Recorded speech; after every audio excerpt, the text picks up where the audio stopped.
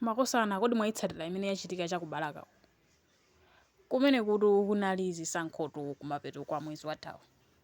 ndipo malingana ndi zotsatira zimene zinatuluka kumeneko anthu ena sanakhutitsidwe nazo koma ngati simunayitsatire takhani pomwe kuti kufotokozeni zakhalira komanso kwa amene simunapange subscribe tapanga subscribe kuti nkhani ngati izi zikupezani pafupipafupi. Zisankho zomwe zinachitika pa 16 September ndi zakuti tu panali munthu mmodzi amene anayimirira chakubalaka uko dzina lake ndi James Makhumula yemwe amayimira ku uphungu wa dera lina chakubalakako dera lina lotchedwa Mulunguzi constituency ndipo iye sanakhutitsidwe ndi zotsatira zimene ameki anaulutsa pachifukwa ichi anapita ku khoti kukasuma kuti ambera mavoti komanso mapepala amene anali owerengera mavoti panalibe masigine chofunikira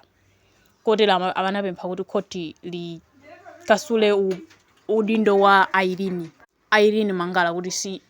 anapempha kuti khoti likasule udindo wa Irene Mambala kuti asakhale uphungu wa dera limeneli chifukwa choti zimene zinachitika nthawi yovuta zinali zinthu zachinyengo kwambiri. Ndipo mchaka chino pa 28 April Supreme Court ku Blantyre anamva madandaulo ake ndi kugamula kuti Irene Mambala si phungu wa dera limenelo kotero kuti voti likuyenera liponyedwenso kachikena ku dera limenelo ndipo anakhazikitsa tsiku anthu a dera limeneli kuti akaponyeso voti pachifukwa ichi mavoti amenewo anachitika pa 30 June komwe anthu ambiri anakaponya mavoti awo komano chifukwa cha zotsatira zimene zinaulutsidwa anthu ataponya voti kuti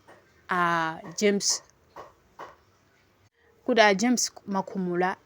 anawina mavotiwa ndipo wachiwiri wawo anali Irene Mambala. Nzika zina zakudera limeneli sizinakhutitsidwe ndi zotsatira zimenezi ndipo akadandaula ku court. Nzika zina za dera limeneli zakadandaula kuti sizinakhutitsidwe ndi zotsatira zichi malingana ndi zokuti James Makhumula ndi atsogoleri a chipani chawo amapatsa anthu ndalama pa tsiku la mavoti kuti anthu asinthe maganizo zimene sizinayi zoyenerera pachifukwa ichi akupempha kuti ameki komanso a registrar of political parties kuti afufuze bwinobwino za nkhani. Nzika zimenezi ndi motsogozedwa ndi a James Thomas komanso a Nomeli Pedro Bishop kuti akatule madandaulo awo kuma ofesi a meki kumene anena zoti iwo akufufuzabe nkhani pamene James Makhumula iwo anena zoti nkhani ndi yoseketsa chifukwa choti iwo akuyipitsira mbiri yakuwina kupambana kwawo akuyipitsira mbiri kuti iwo abera mavoti. Osayiwala kupanga subscribe kuti nkhani ngati zikupezani pafupipafupi kufikira nthawi imene tikubwereseni nkhani ina mwakomanonse.